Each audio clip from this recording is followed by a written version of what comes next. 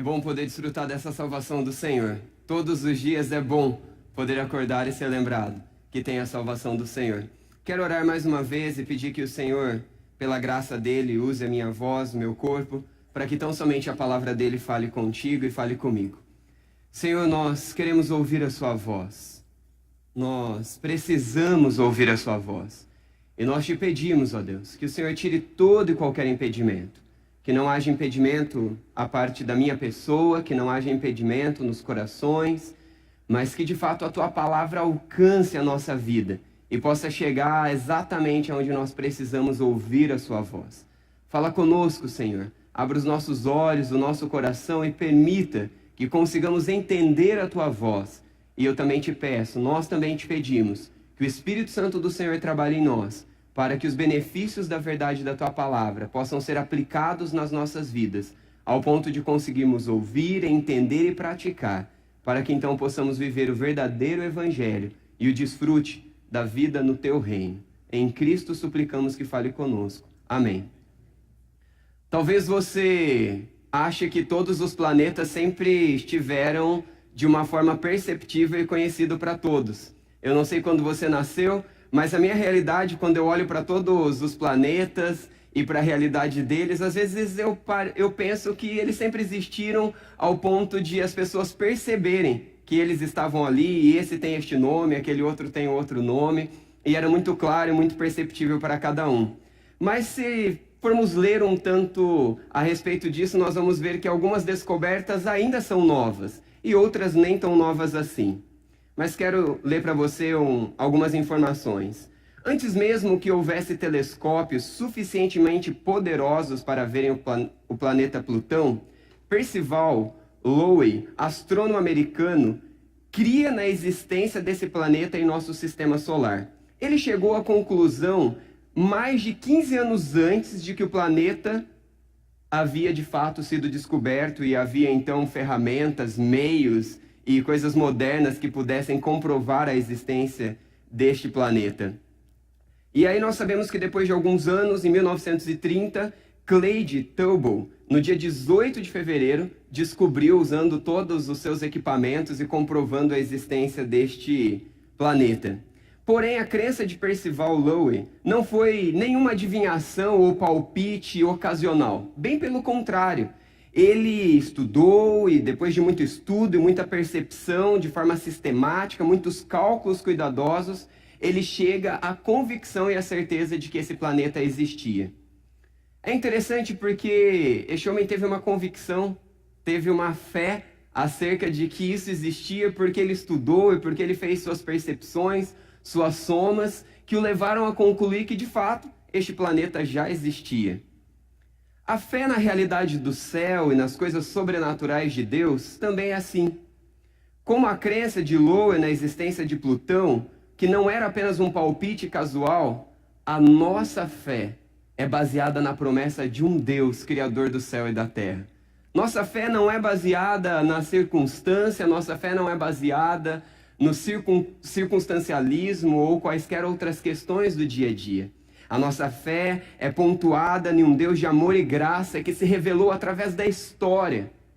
E através da história nós temos várias provas a respeito da existência de um Deus gracioso, de um Deus bondoso que se importa conosco, que cuida de nós. Também temos provas arqueológicas e tantas outras formas de evidenciarmos a nossa fé. Mas é verdade que eu e você às vezes nos encontramos em circunstâncias e situações que a nossa fé fica um tanto quanto vacilante. É verdade que, inclusive, grandes homens e mulheres de Deus que marcaram a história também tiveram seus momentos em suas vidas que questionaram, tiveram incertezas, faltaram algumas convicções e as circunstâncias, as emoções e, enfim, a realidade da vida os deixou de forma desconcertada diante da fé e de suas convicções. Mas isso só acontece com os grandes homens de Deus, não é mesmo? Não.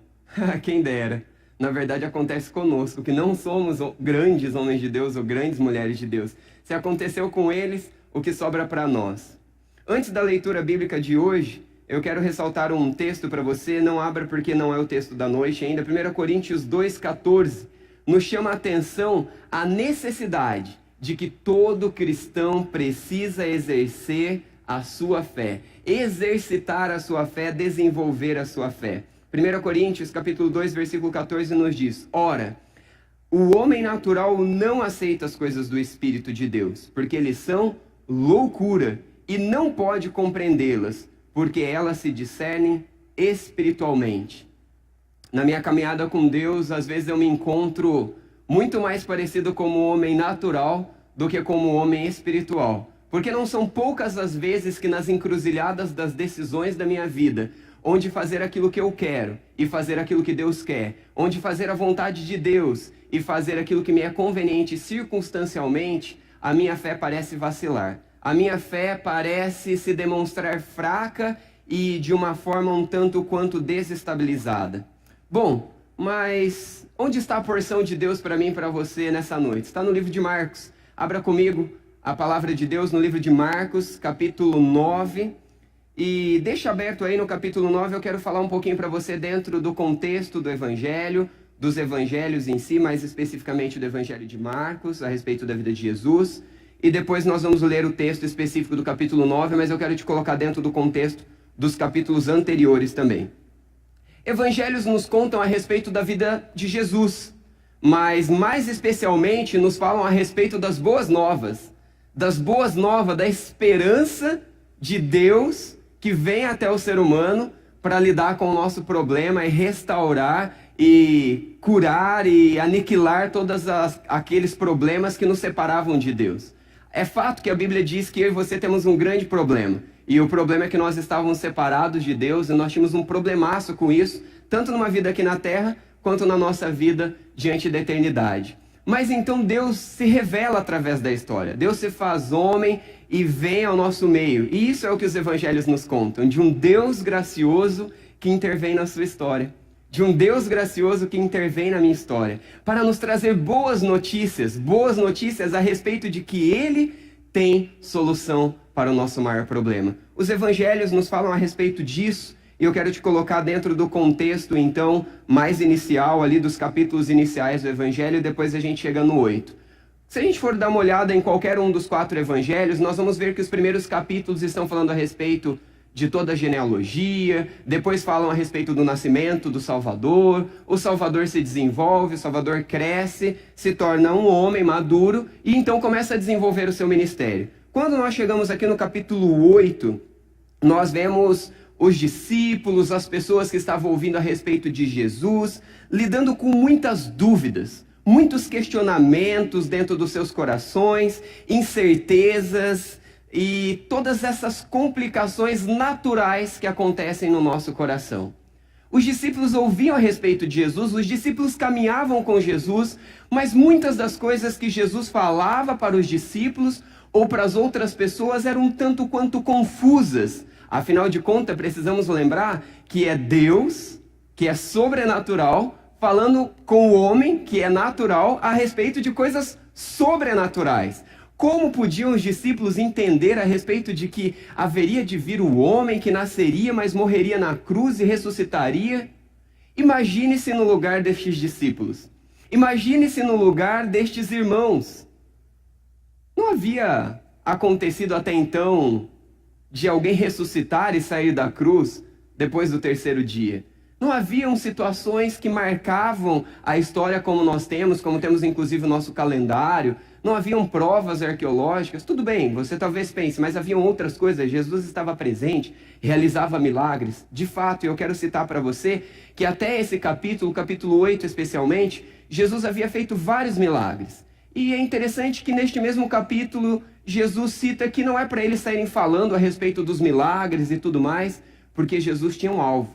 E o alvo de Jesus não era resolver os problemas circunstanciais nossos. O alvo de Jesus era muito além. Era resolver o problema da alma, o problema do espírito, da nossa salvação, do nosso relacionamento com Deus. Abra sua Bíblia comigo no livro de Marcos, capítulo 9, se você já chegou aí. E nós vamos ler a partir do verso 14. E eu peço que você me acompanhe, por favor. 9, a partir do verso 14. Quando chegaram onde estavam os outros discípulos, viram uma grande multidão ao redor deles e os mestres da lei discutindo com eles. Logo que todo o povo viu Jesus, ficou surpreso e correu para saudá-lo. Perguntou Jesus: "O que vocês estão discutindo?" Um homem no meio da multidão respondeu: "Mestre, eu te trouxe o meu filho, que está com o espírito que o impede de falar. Onde quer que o apanhe, joga-o no chão, ele espuma pela boca, range os dentes e fica rígido. Pedi aos teus discípulos que expulsasse o espírito, mas eles não conseguiram." Respondeu Jesus: "Ó geração incrédula, até quando estarei com vocês? Até quando terei que suportá-los? Traga-me o menino." Então eles o trouxeram. Quando o espírito viu Jesus, imediatamente causou uma convulsão no menino. Este caiu no chão e começou a rolar, espumando pela boca. Jesus perguntou ao pai do menino: "Há quanto tempo ele está assim?" "Desde a infância", respondeu ele. "Muitas vezes esse espírito tem lançado no fogo e na água para matá-lo. Mas se podes fazer alguma coisa, tem compaixão de nós e ajuda-nos." "Se podes", disse Jesus, "tudo é possível àquele que crê." Imediatamente o pai do menino exclamou: "Creio, ajuda-me a vencer a minha incredulidade." Quando Jesus viu que uma multidão estava se ajuntando, repreendeu o espírito imundo, dizendo: "Espírito mudo e surdo, eu ordeno que o deixe e nunca mais entre nele." O espírito gritou, agitou violentamente e saiu. O menino ficou como morto, ao ponto de muitos dizerem: "Ele morreu." Mas Jesus tomou-o pela mão e o levantou, e ele ficou em pé. Depois de Jesus ter entrado em casa dos seus discípulos, lhes perguntaram em particular: "Por que não conseguimos expulsá-lo?" Ele respondeu: "Essa espécie só sai pela oração e pelo jejum." Eles saíram daquele lugar e atravessaram a Galileia. Jesus não queria que ninguém soubesse onde eles estavam, porque estava ensinando os discípulos e lhes dizia: "O Filho do Homem está para ser entregue nas mãos dos homens. Eles os matarão e 3 dias depois ressuscitará." Mas eles não entendiam o que ele queria dizer e tinham receio de perguntar-lhe. Fica claro para nós, ao observarmos a realidade dos discípulos e tudo mais aqui nos últimos versos, que haviam confusões, haviam dúvidas no coração desses discípulos. E como então lidar com essas dúvidas? Como lidar com esses momentos de incredulidade? Como observar a respeito da história inicial que eu compartilhei com vocês, de eu não sei se existe ou não esse planeta, e uma pessoa que através de suas convicções busca fundamentá-la e então acreditar. E você? Onde você está nessa caminhada hoje? Como está a sua fé? Como está a minha fé? Como você chega aqui hoje? Mas deixa eu te fazer uma pergunta. No versículo 14, quando nós lemos, o versículo nos dá o destaque: quando chegaram. Quando chegaram quem? Chegaram da onde? É bem importante nós termos essa informação. Quando chegaram está se referindo ao versículo 2 do mesmo capítulo, que nós não lemos. Está falando a respeito de Jesus e 3 discípulos que estavam com ele no monte a orar. E é a respeito desses, então, que o versículo 14 está dizendo. Quando chegaram. Eles chegaram na onde? Chegaram onde estavam os demais discípulos. E este homem, toda a multidão, naquela situação que nós já lemos. Então, Jesus e 3 dos seus discípulos estavam no monte a orar, se retiram de lá e se achegam a este grupo. Nesse grupo onde nós lemos o texto. E aí Jesus começa a dialogar com este pai a respeito do contexto que nós lemos. Sabendo então dessas informações, a palavra de Deus me diz como lidar diante da minha incredulidade. A palavra de Deus me encoraja, a palavra de Deus me dá ferramentas, a palavra de Deus me dá respostas de como agir diante da incredulidade. Diante da incredulidade, reaja. Diante da incredulidade, reaja. Este é o convite de Deus, é o convite da palavra de Deus. Não sou eu quem estou falando. Verifique o seu versículo 17 e também o 20. Vou ressaltar as partes que se destacam nestes 2 versos. Mestre, eu te trouxe o meu filho. O versículo 17 nos mostra alguém que age, que reage diante dos seus desafios. Lá no versículo 20, então eles o trouxeram. 2 informações importantes que eu e você precisamos pegar do texto como um todo. Os versos finais nos mostram que este homem tinha a fé limitada, que os discípulos e as pessoas que estavam à volta tinham a fé limitada. Mas o fato de duvidarem, o fato de estarem um tanto quanto em dificuldades com a sua fé, não os impediu de agirem e reagirem, ou seja, fazer a parte que nos cabe. Quantas vezes eu sou tentado, eu não estou conseguindo crer, cruzar os braços e nada fazer. Não são poucas as vezes que as minhas emoções não estão em ordem com aquilo que eu creio, com aquilo que eu leio, com aquilo que eu tento absorver e trazer para dentro do meu coração. Quando eu quero algo que eu quero, a minha fé parece murchar. E aquilo que eu quero parece se tornar maior e mais vívido do que a própria palavra do Deus a respeito da minha vida. Do Deus vivo, do Deus gracioso. É assim com você também? Quantas são as circunstâncias e situações que nós estamos vivendo e nós não conseguimos compreender os mistérios de Deus e a forma com que Deus está administrando a vida? Você já se deparou com momentos onde você perde o controle, ou melhor, no momento que você se depara com o fato de que você nunca teve o controle das situações? Como você se sente? Eu me sinto desesperado. Eu sempre sei que eu não tenho controle de nada. Isso é fato. Deus tem o controle de todas as coisas. Mas, quando circunstâncias e situações deixam mais claro para mim que eu não tenho controle, eu rapidamente me desespero. E eu quero entender o porquê, o para quê, e eu quero organizar todas as coisas para que eu possa ter o controle de tudo aquilo, para que eu possa satisfazer as minhas vontades, minhas expectativas. Eu quero resolver a minha frustração diante de algo que me traga um alívio. Eu quero uma boa distração. Eu quero um bom recurso. Eu quero uma compensação. E tudo isso é, na verdade, incredulidade. Tudo isso é, na verdade, querer lidar com as circunstâncias com as minhas próprias mãos e do meu próprio jeito. E quando eu vejo que eu não tenho controle das situações, a minha tendência mais natural é simplesmente entrar numa deprê. Eu quero me entregar a uma depressão, uma situação de eu não consigo, eu não dou conta, eu já tentei muitas vezes, eu já orei muitas vezes, eu já falei, eu já disse, eu já tentei aqui, lá, colar, e o negócio é desistir. Mas o texto nos diz que este homem vai até o meio dos discípulos e no meio da multidão ele tenta encontrar a esperança da sua libertação, a cura, a esperança, a necessidade que ele tinha. Mas para sua infelicidade, ele não alcança. Para sua infelicidade, os discípulos e aquela circunstância não traz a cura, a libertação que ele vai em busca para o seu filho, para a sua família, para a realidade deles. Porém ele age, porém ele reage. E quando ele sabe que Jesus está por ali, ele ouve algo na multidão e as pessoas se espantando, opa, Jesus chegou, agora tem os discípulos, mas tem o mestre. Ele corre, então ele começa ali a conversar diante de Jesus que se achega a ele e ele fala da situação. E quando ele é questionado a respeito de tudo aquilo, ele e aqueles que estavam ali levam o rapaz até a presença de Jesus. Nós não podemos parar. Nós não podemos parar em meio à nossa incredulidade. Nós precisamos agir e reagir naquilo que nos cabe. Alguns teólogos nos levam a pensar que a parte que nos cabe, devemos nós fazê-la. E a parte que nós não podemos fazer, nós confiamos ao Senhor. Qual parte que lhe cabe hoje, que você já deixou de fazer? Qual reação e ação que Deus espera que tenhamos e nós estamos cruzando os nossos braços?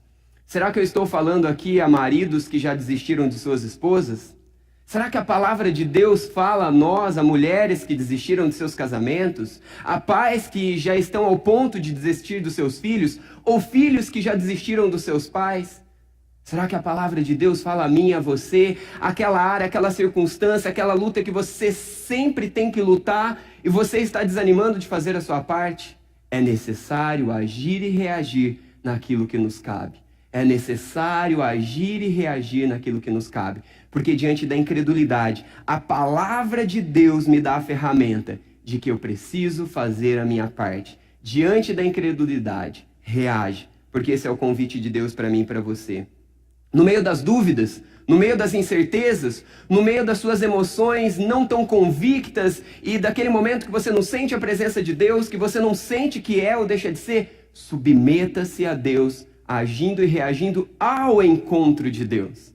Este homem não sabia grandes coisas a respeito de Deus. Os discípulos estavam um tanto quanto confusos, até mesmo porque os versículos anteriores falavam a respeito da transfiguração, coisas confusas na mente dos discípulos, revelações que ficam claras para nós hoje, quando lemos a Bíblia como um todo, mas que na época era muito confuso. Mas os discípulos continuavam seguindo a Jesus.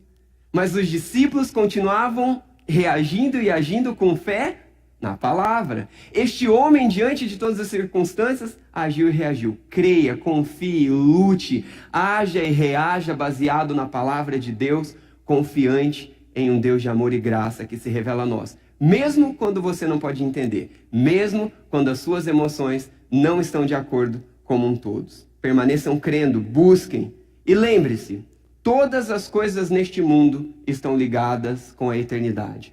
Todas as coisas neste mundo estão ligadas com o reino de Deus. Por isso, busque, primeiramente, em tudo que você for buscar, entender o seu problema, sua circunstância, sua necessidade de libertação, sua cura, numa dimensão maior do que aquilo que você quer imediatamente ou que você acha que você precisa, mas na dimensão de Deus e do reino de Deus e de que estamos neste mundo de passagem. Diante da incredulidade, confie além do medo. Diante da incredulidade, confie além do medo. Nós vivemos uma realidade onde pessoas adoecem, onde pessoas param de viver, onde pessoas estão paralisadas, porque o medo das circunstâncias, das incertezas e da falta de controle paralisam muitas pessoas. Lembro-me de ler na história que um dos grandes momentos onde as contas bancárias foram arrancadas pelo governo, as poupanças, eu não entendo muito bem a respeito dessa questão, mas lembre-se de um momento onde o país estava em grande crise. E aqueles que colocavam a sua confiança nos recursos que tinham, inclusive alguns destes, se mataram. Quando as circunstâncias se desestabilizam diante das tuas forças, quando as circunstâncias se desestabilizam diante dos teus recursos, o que você faz? Para, deixa de reagir ou reage fazendo a sua parte? Fica com medo, se esconde, trava e para tudo? Ou vence o medo, reage contra o medo, confiando além das circunstâncias, além do medo? Observe as palavras em destaque do verso 20 e do verso 26. Quando o Espírito viu Jesus, imediatamente causou uma convulsão no menino e este caiu no chão e começou a rolar, espumando pela boca. Destaque do verso 26. O menino ficou como morto, ao ponto de muitos dizerem que ele estava morto. Será que você já passou por circunstâncias como estas, onde você começa a agir e reagir, você tenta pedir ajuda de Deus e ao invés de melhorar, e ao invés de solucionar, parece que a coisa está piorando? Imagine-se no lugar deste homem, clamando ajuda aos discípulos e não havendo nada de solução. Clama a ajuda de Jesus e de repente o filho, ao invés de melhorar, ao invés de começar a ouvir e falar, cai no chão e começa a espumar a boca e aquela situação difícil. Imagine as pessoas que estão à volta e a reação dessas pessoas e o pai passando vergonha e falando de novo, estou me expondo a uma bobeira, a uma ilusão, estou expondo meu filho, não valeu de nada. Eu não posso dizer porque isso não está no texto, mas eu sei que se eu estivesse neste lugar, eu sei que quando eu estou em situações como esta, muitas bagunças passam pelo meu coração. Mas eu preciso lembrar que eu preciso reagir fazendo aquilo que me cabe. Eu preciso lembrar que o medo não pode me paralisar. As circunstâncias não podem ditar as minhas emoções, as minhas reações e aonde eu creio e deixo de crer. Diante da incredulidade, confia além do medo. Nós conhecemos o que vem depois. Nós sabemos de um Deus grandioso e maravilhoso que está além do natural, que tem domínio sobre o sobrenatural. E que traz a vitória, a cura, a libertação deste homem, dessa família, e traz esperança a eles. Mas eles não sabiam. É muito fácil para nós quando nós lemos esses versos e sabemos a conclusão, mas eles não sabiam. Como você não sabe como vai ser o seu dia amanhã, como você não sabe se a resposta do que você tem clamado ao Senhor será aquilo que você pede. Mas independente das nossas incertezas, independente dos nossos medos, nós precisamos trocar o nosso medo por confiança num Deus de amor e graça. Nós precisamos confiar que Deus está no controle, mesmo quando todas as circunstâncias parecem contrárias, como o verso 20 e 26 nos mostra. Às vezes parece que perdemos o controle de tudo. Às vezes parece que nós estamos numa situação que nada nem ninguém pode fazer algo. E é exatamente nesta hora que eu e você podemos viver o sobrenatural de Deus. A fé é a certeza daquilo que nós não vemos, mas esperamos com confiança, porque temos mais que fatos de um Deus bondoso e gracioso que se importa com a nossa história. Precisamos lutar por nós, precisamos lutar pelos outros, precisamos lutar no mundo espiritual, além das nossas emoções, muito além dos nossos medos. Quero contar uma história da minha mãe. Minha mãe sempre teve pavor de chuva. E quando vinha uma chuva um pouco mais forte, ventos um pouco mais fortes, a minha mãe ficava desesperada e começava a chorar dentro de casa e pedir para que a gente fosse para debaixo da mesa, porque se a casa caísse ainda tinha mesa para nos proteger. E aquilo foi desenvolvendo em mim e alguns da minha família esse mesmo receio, este mesmo medo. Até que Cristo entrou na minha vida. E eu descobri que quem segura o telhado da minha casa não é o ar e a calma de um dia sereno, mas um Deus que quando quiser que o telhado vá ao chão, cairá, mas quando quiser que fique de pé, também ficará. E eu e minha mãe hoje temos o privilégio de não sermos mais dominados por este medo. Temos o privilégio de todas as vezes que vem um medo, uma angústia, nós decidimos confiar num Deus de amor e graça. Precisamos trocar o pensamento. Precisamos trocar o pensamento. Porque se deixarmos o pensamento do medo e da incerteza guiar as nossas vidas, nós não vamos agir e reagir diante da palavra de Deus e encontro ao Senhor, como o texto nos mostra que ele fez. Nós não vamos conseguir desfrutar da graça e da esperança que nós já lemos e que nós sabemos que este homem desfrutou. Deus tem o melhor para mim e para você. Deus tem o melhor para mim e para você. Nós não vivemos em um mundo de coisas naturais. Seu casamento está acabado, para o Senhor ele pode ser o melhor casamento desta igreja. Seu filho não presta, mas ele pode ser um homem, uma mulher de Deus nas mãos do Senhor. Você não ama mais a sua esposa, mas Deus pode colocar amor no seu coração. Você não ama seu esposo, mas Deus pode colocar amor no seu coração. Não tenha medo da sua história, não tenha medo do seu passado, não tenha medo da sua circunstância. Creia num Deus de sobrenatural que não se limita aos nossos recursos. O versículo 23 nos convida ao próximo tópico. Situações que tendem a desviar a nossa fé do poder de Deus, em todo tempo vão surgir. Mas olha só o versículo 23. Se podes, disse Jesus, tudo é possível ao que crê. Diante da incredulidade, lembre-se do poder ilimitado de Deus. Diante da incredulidade, lembre-se do poder ilimitado de Deus. O problema é que às vezes a gente olha para a circunstância, às vezes a gente olha para a pessoa. Eu vou confessar para você que às vezes eu olho para algumas pessoas e eu falo assim, não adianta mais orar, não adianta mais pregar, não adianta mais falar. Às vezes eu olho para mim e penso a mesma coisa. Às vezes eu olho para circunstâncias e penso a mesma coisa. Mas quando eu olho para a palavra de Deus, eu me lembro que o recurso de Deus não está medido à minha capacidade, ao meu poder e aos meus recursos. Deixa eu te lembrar de algo que me edifica muito ser lembrado. Hoje pela manhã eu tive o privilégio de fazer uma caminhada de oração e nessa caminhada eu amo contemplar. Eu amo contemplar lago, eu amo contemplar montanhas e Deus me deu o privilégio de morar aqui. E então eu estava contemplando as montanhas, o local que eu estava também tinha um pequeno lago. E eu estava contemplando aquele lugar e de repente eu comecei a pensar sobre esse texto que eu já estava estudando e Deus estava falando muito comigo. E eu pensei assim, de quem vêm todos os recursos? Quem criou todos os recursos? Porque ao redor daquilo que eu estava olhando, daquele pequeno lago e daquele local onde vi algumas montanhas, havia algumas casas muito bonitas, casas lindas, casas muito bem construídas. E eu comecei a olhar o contraste da beleza dessas duas coisas, porque eu gosto muito de admirar as coisas bonitas.